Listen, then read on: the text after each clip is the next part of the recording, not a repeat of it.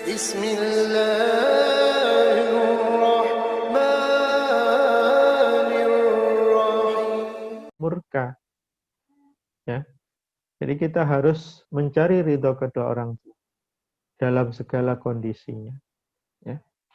Kecuali apabila kedua orang tua memerintahkan untuk bermaksiat, ya, maka itu lain urusan nanti. Kalau memerintahkan untuk bermaksiat, maka kita sebisa mungkin menolaknya dengan cara yang baik, ya. Tetap berbuat baik kepada kedua orang tua. Tidak boleh memutus silaturahim, ya. Misalkan orang tua menghendaki, misalkan ada juga kasus kemarin, orang tuanya mendesak dirinya untuk pinjam uang di bank misalkan, secara riba. Nah, ini anak ini menolak, ya. Orang tuanya marah. Orang tuanya marah dalam konteks ketika orang tua ini memerintahkan yang tidak benar, maka insya Allah ini tidak termasuk yang disinggung di dalam hadis tadi itu.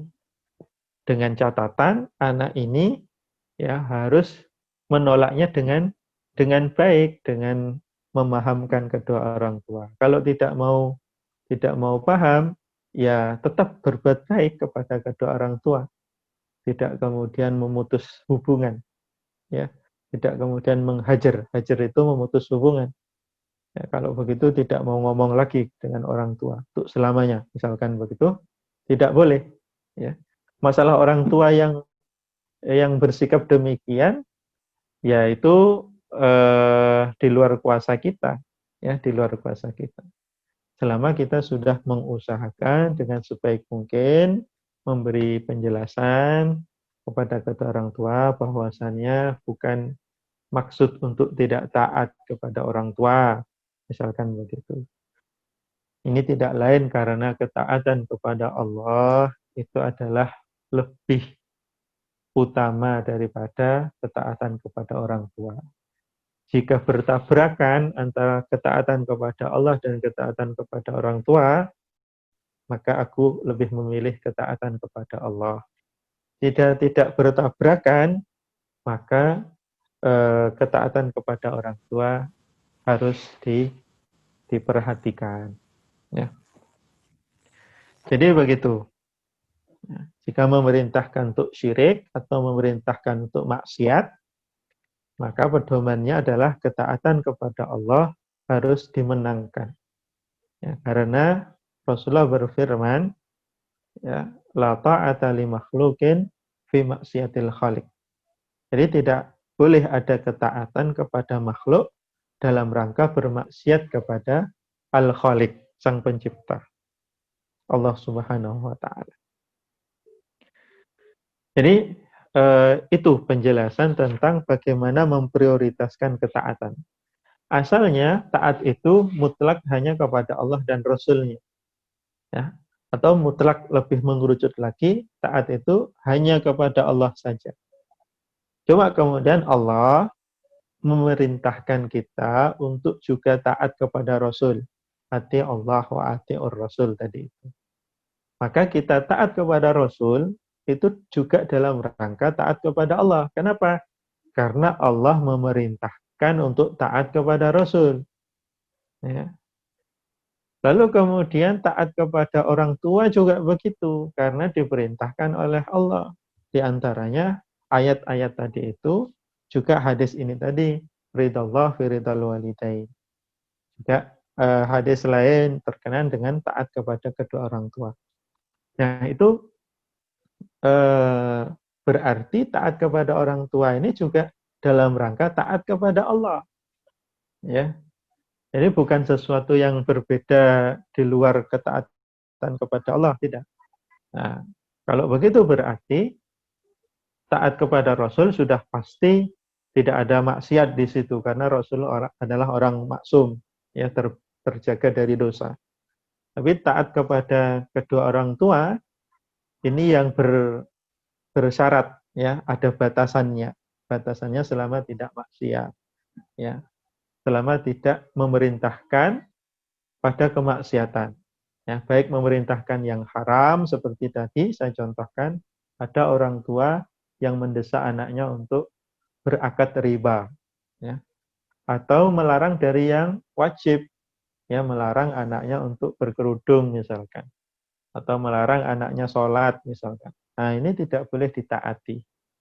Ketaatan kepada Allah harus lebih diutamakan, tapi dengan cara yang baik tadi itu.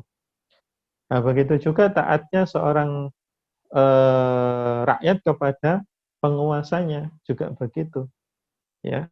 Wa ulil amri itu ada batasannya, ya, selama dalam rangka ketaatan kepada Allah dan Rasul-Nya, ya. Begitu juga ketaatan istri kepada suami, ya, itu ada batasannya, yaitu selama tidak dalam rangka maksiat kepada Allah dan Rasul-Nya. Jadi begitu. Intinya ketaatan itu hanya kepada Allah, ya. Lalu kemudian Allah memerintahkan untuk taat kepada Rasul juga, memerintahkan untuk taat kepada orang tua juga, memerintahkan untuk taat kepada penguasa juga, memerintahkan untuk taat kepada suami juga, untuk eh, istri, gitu ya. Nah, lalu kemudian untuk taat kepada orang tua, ya, kemudian pemimpin, kemudian suami, itu yang bersyarat dengan syarat tidak melanggar ketaatan kepada Allah. Nah, begitu. Lalu kemudian ada sebuah kisah di sini dari Ibnu Amr radhiyallahu anhuma berkata, "Ja'a rajulun yasta'dinun nabiyya fil jihadi ma'ah." Datang seorang laki-laki, ya, rajulun, laki-laki dewasa. Yasta'dinun nabi, dia izin kepada Nabi fil jihadi ma'ahu, untuk ikut serta dalam berjihad, berperang di sini. Faqala Nabi, maka Rasulullah berkata kepadanya, "Ahayyun walidak, apakah kedua orang tuamu masih hidup?" Ya. Qala na'am. Ya, laki-laki tadi menjawab, "Ya, masih hidup wahai Rasulullah." Qala fa fihima fajahid, maka jihadmu adalah dengan mengurus kedua orang tuamu itu tadi. Ya, dikeluarkan di dalam hadis Sahih Bukhari dan Sahih Muslim. Artinya apa? Artinya adalah, ini tadi laki-laki dewasa, ya. Laki-laki dewasa berarti orang tuanya sudah lanjut usia. Sehingga apabila ada jihad, sedangkan kedua orang tua yang sudah lanjut usia ini masih hidup, maka jihadnya seorang laki-laki dewasa itu tadi adalah dengan merawat kedua orang tua. Sehingga tidak diizinkan oleh Rasulullah untuk turut serta dalam berjihad. Oke.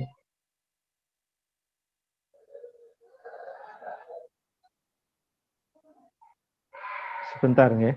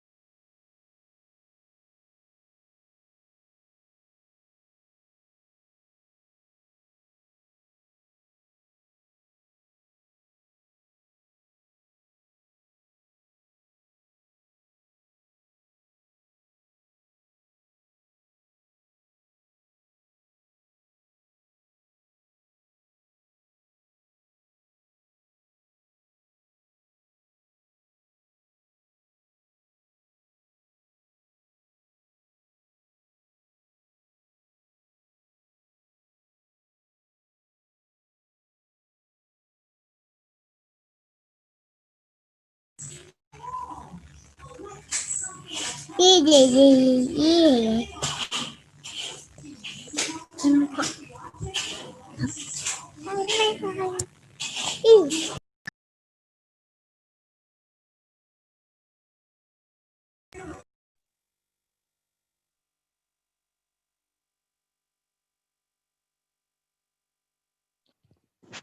bismillahirrahmanirrahim. Kita lanjutkan.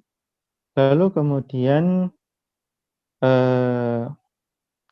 ada hadis Rasulullah SAW yang lain ya, yang disebutkan oleh Imam Adz-Dzahabi di sini, yaitu bahwasanya Rasulullah pernah bersabda, "Ala unabbi'ukum bi akbaril kabairi," kata beliau. Ya, maukah kalian aku beritahu dosa besar yang paling besar di antara dosa-dosa besar yang lain? Beliau kemudian menyebutkan al-isyraku billah wa uququl walidain, yaitu syirik kepada Allah dan durhaka kepada kedua orang tua. Ini sejalan dengan ayat tadi, yaitu ayat yang memerintahkan untuk tidak menyekutukan Allah dan agar berbuat baik kepada kedua orang tua. Nah, berarti di sini dosa besar termasuk dan bukan sekedar dosa besar, tapi dosa besar yang paling besar ya, derajatnya eh, derajatnya begitu begitu tinggi ya di antara dosa-dosa besar yang lain ya, yaitu uququl walidain ya. Di bawah syirik kepada Allah itu ada uququl walidain. Nah, terkait urutannya, apakah dosa besar membunuh yang sebelumnya disebutkan ya, dosa besar membunuh, dosa besar sihir, dosa besar meninggalkan sholat, yang rukun Islam itu meninggalkan zakat, meninggalkan puasa, meninggalkan haji bagi yang mampu, itu mana yang lebih besar masing-masing di antara masing-masing itu? Nah, ini merupakan ijtihad para ulama. Nas-nasnya menunjukkan masing-masing itu dosanya sangat besar begitu, sehingga hampir-hampir mengeluarkan orang dari Islam. Ya, kalau dosa syirik itu jelas yang mengeluarkan orang dari Islam atau membatalkan keislaman. Ya. Tapi dosa kepada orang tua atau durhaka kepada orang tua ini yang menempati posisi yang sangat besar juga karena disandingkan oleh Allah dengan dosa syirik begitu ya. Dan di hadis ini menegaskan itu. Ya, ketika Rasulullah memberitahu bi akbaril kabair. Jadi dosa besar yang paling besar. Apa itu? Asyirku billah wa uququl walidain. Nah, kemudian Imam Adz-Dzahabi melanjutkan, "Fanzur kaifa qarana al-isa'ata ilaihim wa adam birri wal ihsani bil isyraki fis sahihain." Ya. Bagaimana Anda bisa lihat bagaimana Allah Subhanahu wa taala atau di sini adalah Rasulullah ya. Bagaimana Rasulullah sallallahu alaihi wasallam menyandingkan antara durhaka kepada orang tua dengan dosa syirik. Nah, itu menunjukkan bahwa durhaka kepada orang tua ini dosanya sangat sangat sangat besar ya, karena disandingkan dengan dosa syirik. Dan di dalam hadis sahihain ada hadis yang cukup menakutkan ya. Disebutkan la yadkhulul jannata aqun. Jadi orang yang durhaka kepada orang tuanya itu tidak bisa masuk surga. Nah, namun dalam pembahasannya ya tidak masuk surga di sini ya, selama dia masih beriman kepada Allah dan Rasul-Nya, tapi mati dengan membawa dosa durhaka kepada orang tua dan belum diampuni, belum bertaubat dan tidak mendapatkan ampunan dari Allah Subhanahu wa taala, maka dia akan berada di neraka dalam waktu yang sangat lama. Itu maknanya begitu. Nah, selama masih ada iman, maka suatu saat kelak akan dientaskan oleh Allah dari neraka. Lalu kemudian dilanjutkan lagi, Lau alimallahu syai'an adna minal uffi lanaha anhu. Kalau Allah Subhanahu wa taala tahu ada perkataan yang lebih rendah, ya perkataan tidak baik yang lebih rendah daripada niscaya Allah akan melarangnya. Itu menunjukkan bahwasanya eh, ucapan itu adalah ucapan yang tidak baik, tapi derajatnya paling rendah, gitu ya. Kalau ada yang lebih rendah lagi, niscaya Allah akan melarangnya. Itu di dalam hadis ini menyebutkan begitu. Falyamalil 'aqu ma syaa' ay ya'mala falan yadkhulal jannata. Nah, maka silahkan orang yang durhaka kepada orang tua itu mau beramal bagaimanapun, dia akan masuk neraka nantinya. Jadi kita harus selain kita beramal ya terkait amal-amal soleh yang wajib bagi kita dan juga amal sunnah untuk menambah ya untuk menambah amal baik kita atau timbangan kebaikan kita atau untuk menutup kekurangan-kekurangan dalam kewajiban-kewajiban yang barangkali dilaksanakan tidak sempurna ya. Selain itu kita harus menjaga ridho kedua orang tua gitu ya. Menjaga hubungan baik dengan orang tua, menjaga ridho kedua orang tua. Jangan sampai amalan-amalan kita tadi itu menjadi kalah ya dengan dosa yang itu dosa durhaka kepada orang tua karena dosanya sangat besar. Baik, begitu ibu-ibu yang dirahmati oleh Allah. Di situ kemudian ada hadis-hadis lain, la'anallahu al-aqli walidayhi, Allah Subhanahu wa taala melaknat ya sudah mendapatkan kehinaan itu ditambah mendapatkan laknat dari Allah Subhanahu wa taala, yaitu orang yang durhaka kepada kedua orang tuanya.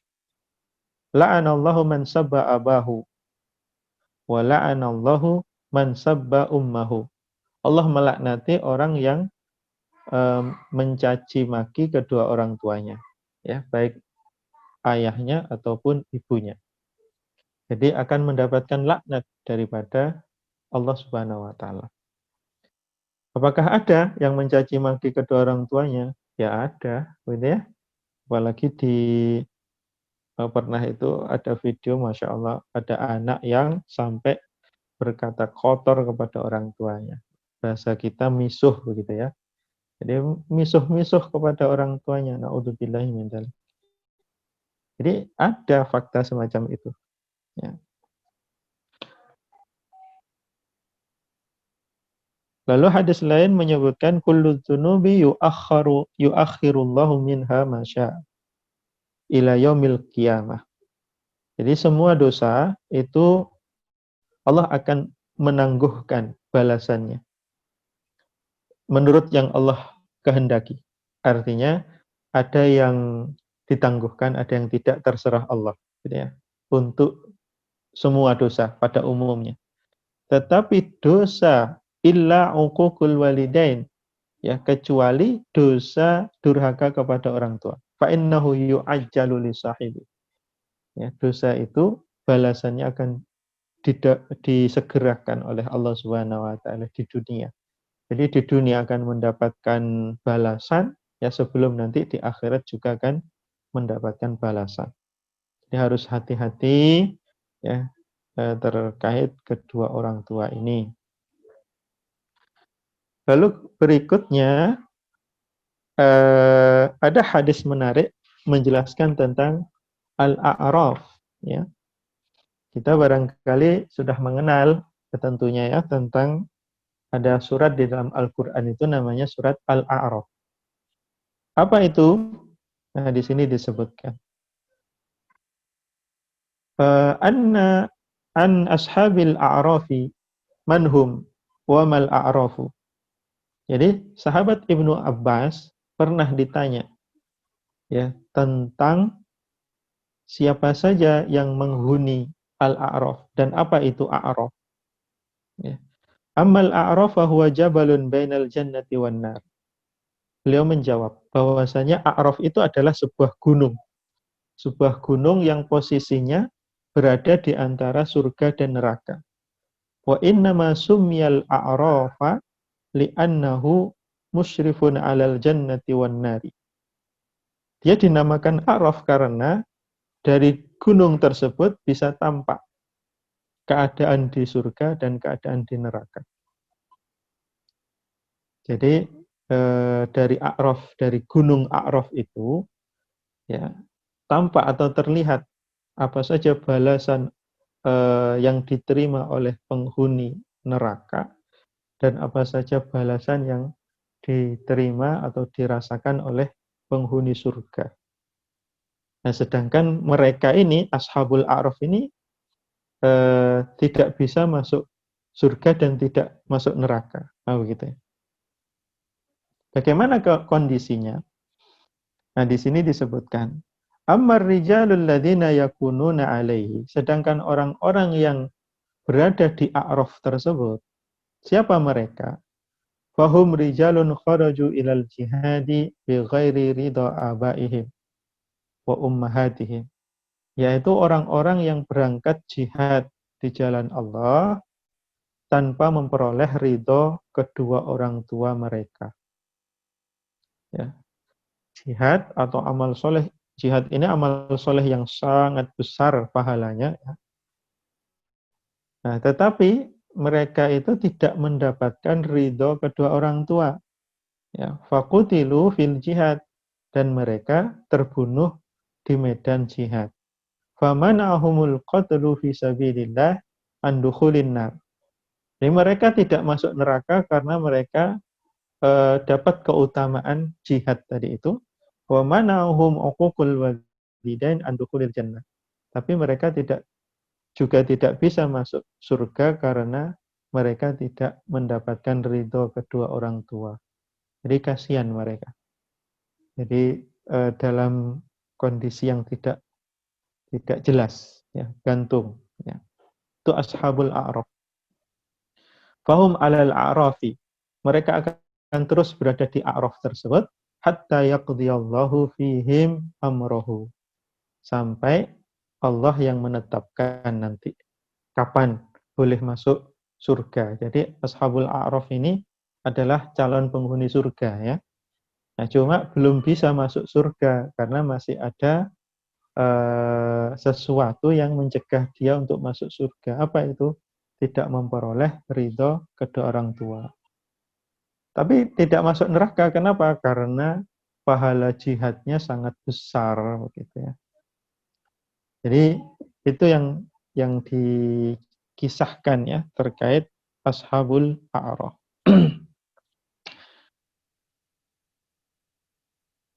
Lalu hadis yang sangat masyhur di antara kita tentunya tentang Rasulullah ditanya siapa yang harus aku perlakukan baik.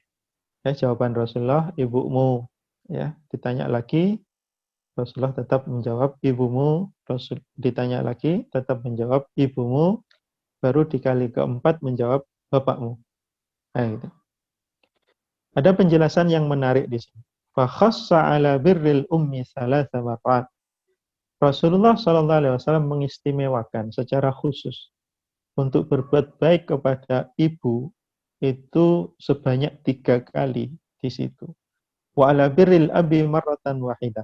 Sedangkan berbuat baik kepada bapak itu cuma sekali. Kenapa demikian? Kata beliau, wa ma dzalika illa li anna anaaha aktsar. Hal tersebut karena penderitaan seorang ibu, ya, atau beban seorang ibu itu lebih berat. Wa syafaqatuha a'dham, dan kecintaan dan kasih sayangnya lebih besar.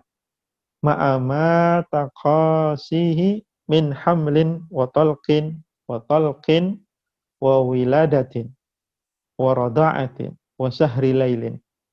Ya, berupa penderitaan-penderitaan yang dialami ya saat dia hamil, saat dia talqin itu ada rasa sakit saat menjelang melahirkan, yaitu saat sakit saat bukaan-bukaan itu ya.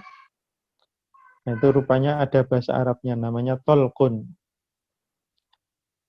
Jadi saat merasa sakit menjelang melahirkan itu, wawiladatin, dan saat melahirkannya, ketika melahirkannya, warada'atin, dan tidak berhenti di situ, ya, penderitaannya atau bebannya terus berlanjut saat menyusui. Wasahri lailin, disertai juga dengan sahirul lail. Apa sahirul lail? Begadang.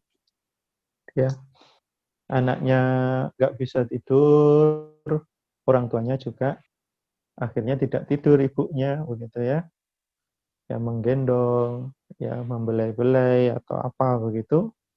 Kalau anaknya nangis, ngompol, dia juga harus bangun, ya harus menggantikan popok dan lain sebagainya, harus membersihkan ompol barangkali, ya harus menghilangkan rasa jijik kan begitu.